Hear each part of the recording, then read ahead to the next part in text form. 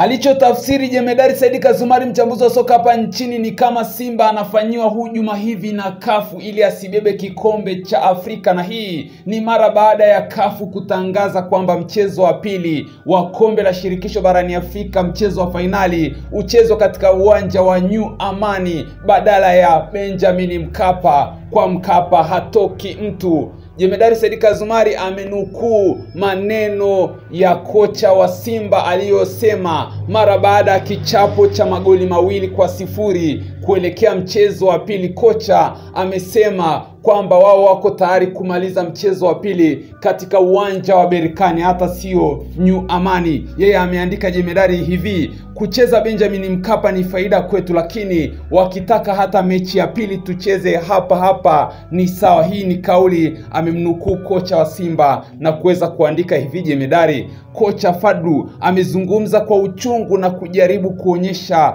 wasiojielewa nini maana ya kucheza nyumbani. Amewaonyesha Berkane ni timu ya namna gani kwenye mpira wetu na faida wanazopata kutokana na nguvu ya rais wao na nchi yao. Ameonyesha yale yanayoendelea kwenye mpira wa Afrika. Anaposema mechi zote zichezwe Berkane, ana maana kama mmepanga kuwapa kikombe, tumalize hapa muwape tu, ila kama mnataka fair kipigwe kwa Mkapa. Sidhani kama hapo mbali na sana kuelewa, vingine ni upo kundi la wapokea mkwanja na wale katuni. Hii ni nukuu ya Jemedari na kuendelea kwa kuandika hivi: kwa Mkapa hatoboi linabaki. Hii ni nukuu ya Jemedari Said Kazumari, yeye akitafsiri kwamba kauli hii ya kocha wa Simba aliyoitoa mara baada ya mchezo wa Berkane na Simba kupokea kipigo cha magoli 2-0, huku hatima ya mchezo wa pili haijulikani, na kafu walisema kwamba mechi ichezwe